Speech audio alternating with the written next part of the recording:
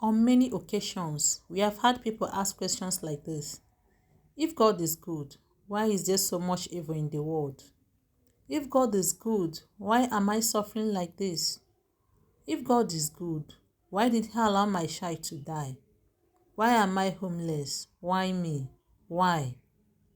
Theists claim that God is providently in charge of His creation, that creation is a divine action.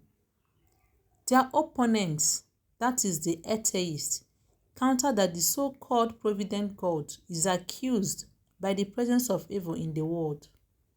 This presence of evil in the world that all good God created raises some doubt as to the goodness attributed to God. The reality of evil is regarded as the decisive proof against the existence of God, that the world is stamped by misery, suffering in all its forms is a fact of experience that needs no proof. There are natural disasters here and there. Why can't God step in to stop them? Human reality is experienced as a mixture of good and evil. How do we put together the evil with the concept of a good omnipotent God? If this God is omnipotent, knowing all the secrets of the universe, He would have made life easier for His creatures. Human suffering more than anything else makes the idea of a loving creator implausible. David Hume argues that why he doesn't think humans should have been created like angels without need. He believes that a good parent would have laden his children with less needs or given them more resources to take care of their needs, to make life and environment comfortable and convenient. These principles indicate that God is not in control of a part of the universe. And if this is the case, the conclusion is that the original source of the things is entirely indifferent to all these principles and has no more regard to good above ill than to heat above cold. Hume's position raises the question of God in the face of evil or suffering of His creatures. If God is so good and provident, why is there evil in the world? Why do people suffer various kinds of evils in the world all good God created? Various answers have been given, ranging from dualism in its many philosophical manifestations to Christian answers. There is a free will defense that tries to explain God and this problem of evil in the world. This free will defense holds that God is an omniscient, all-powerful, and a perfectly good being in all cases, and created the best possible world despite it containing evil. God created free beings, and though they can commit acts of evil utilizing their free will, their actions would not negate God's goodness in creating them free.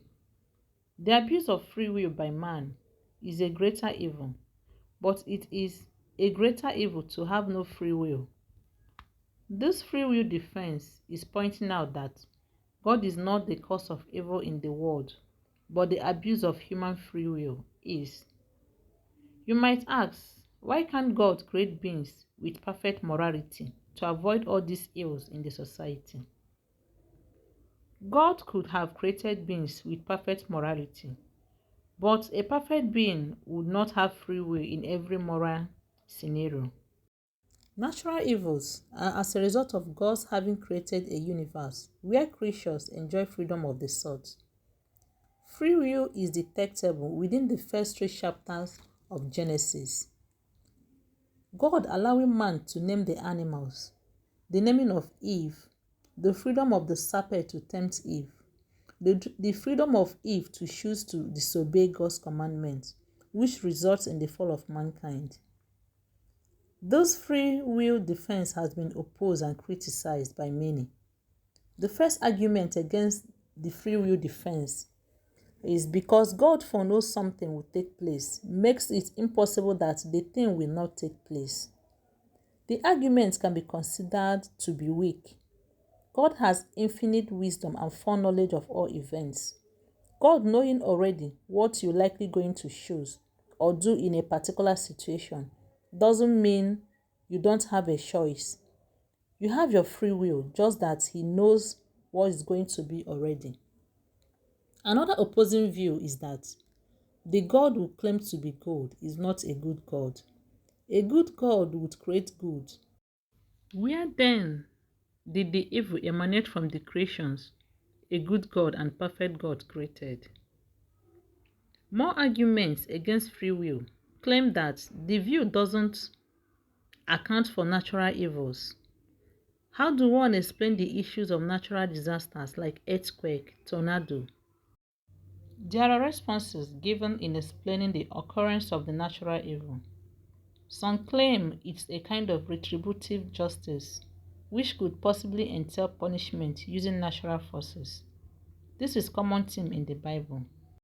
Also, given natural evils occurs, one can point back to St. Anselm's view of morally free agents, like the devil and other fallen Elohim, are responsible for such states of affairs as destructive weather patterns.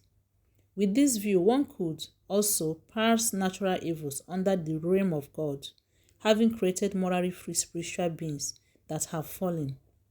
What's your view on God and the problem of evil in the world? And please let me know what you think in the comment section. And in my next video, I'll be talking about the two worlds, the real world and the world of form. You wouldn't want to miss it. Please do subscribe, like, share. Thanks for watching. Bye.